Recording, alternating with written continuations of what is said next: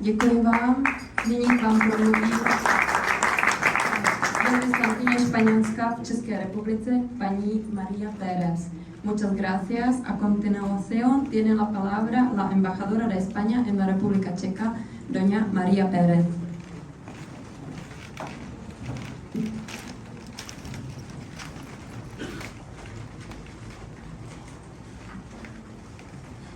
Your Excellency, Deputy Minister of Foreign Affairs, Ambassadors, Your Excellencies, dear colleagues, dear friends, good evening, welcome, and thank you very much for joining us today. You're all here for a reason, which is that in one way or another, you all help us do our job as best as possible. You all help us somehow to bring Spain and the Czech Republic, even closer. So thank you on behalf of the entire team of the Spanish Embassy. Let me take this opportunity to express also my personal gratitude for having made my landing in Prague so smooth. I arrived here just a few days before the informal meeting of NATO Ministers of Foreign Affairs by the end of May. The eve of the meeting, there was a dinner at the Spanish Hall in the Prague Castle. I tried to find out the reason for this name. I was told that long ago, Spanish horses used to be kept in the stables under this room.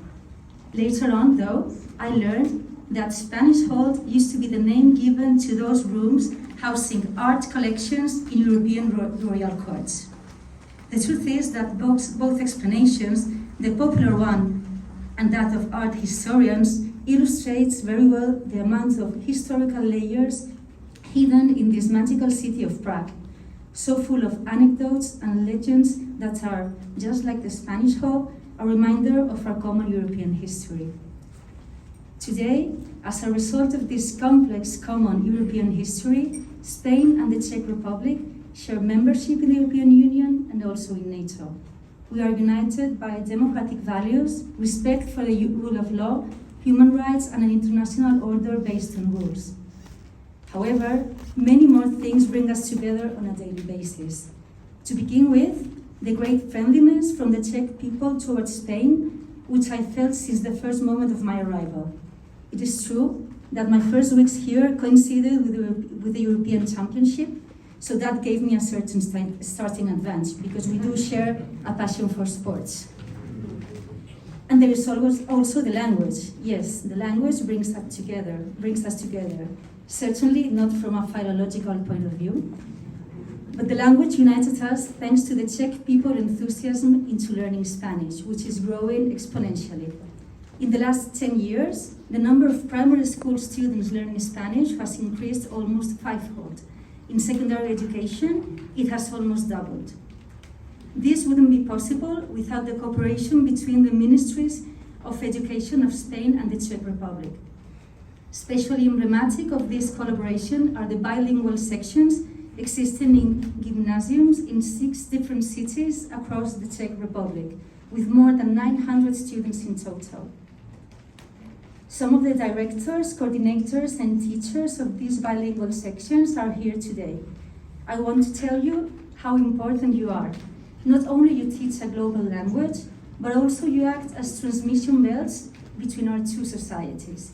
You are also multiplying agents of a vast cultural heritage, which opens doors to personal and professional experiences for Czech students, not only in Spain, but in America.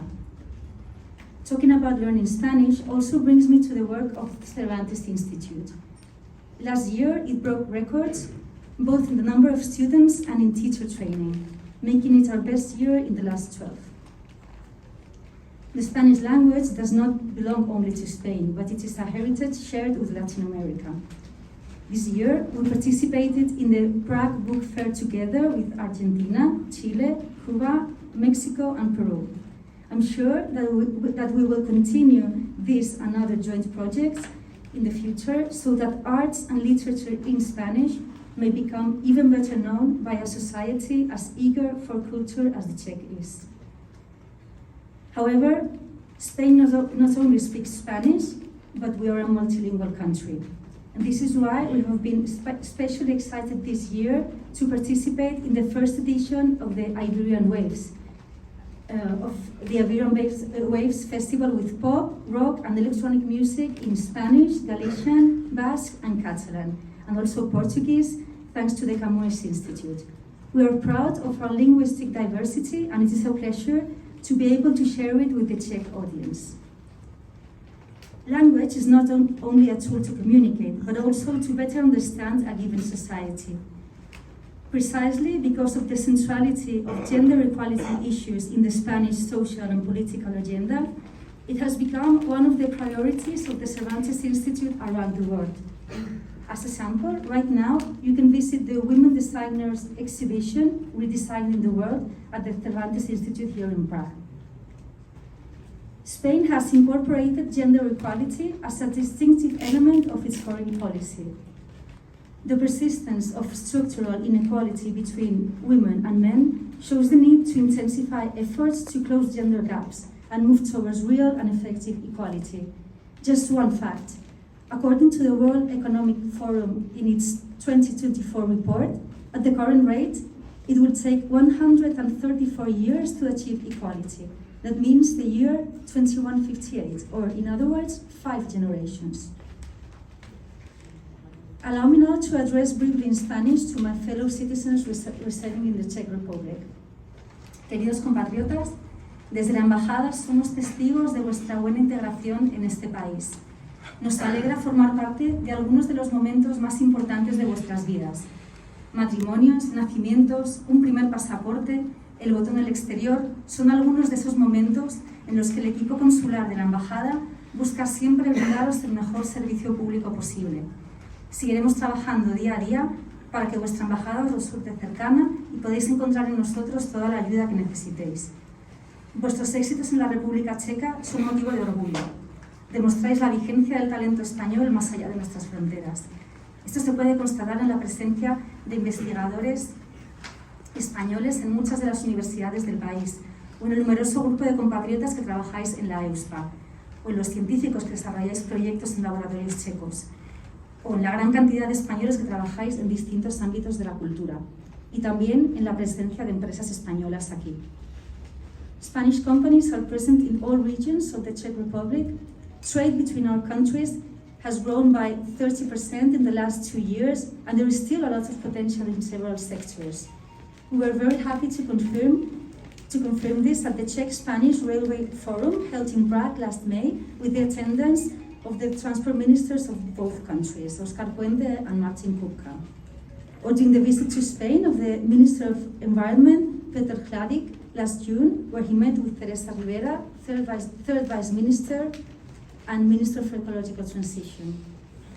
The leading role that Spanish companies are playing in renewable energy worldwide offers new opportunities for future cooperation in this field as part of the response to the urgency of ensuring energy independence for our countries. Another sector in clear growth is tourism. There is an increasing number of Czech tourists visiting Spain. More than 602,000 Czechs visited us in 2023, and this represents an increase of more than 34% with regards to 2019. While you are planning your next trip to Spain, you can enjoy a small sample of our gastronomy with us today.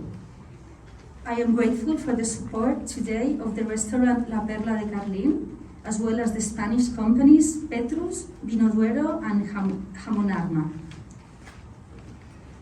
I started these words by thanking all of our guests here today, and I would like to finish them by thanking and strongly highlighting the work of all the staff of the Spanish Embassy in the Czech Republic. Thank you for your professionalism, dedication, and good work. The work of an embassy is definitely a team effort, and you are truly an excellent team. Thank you very much. Muchas gracias. Muchas gracias, señora embajadora. Ahora ruego su atención para escuchar las palabras del viceministro para Asuntos Exteriores de la República Checa, don Eduard Muricius.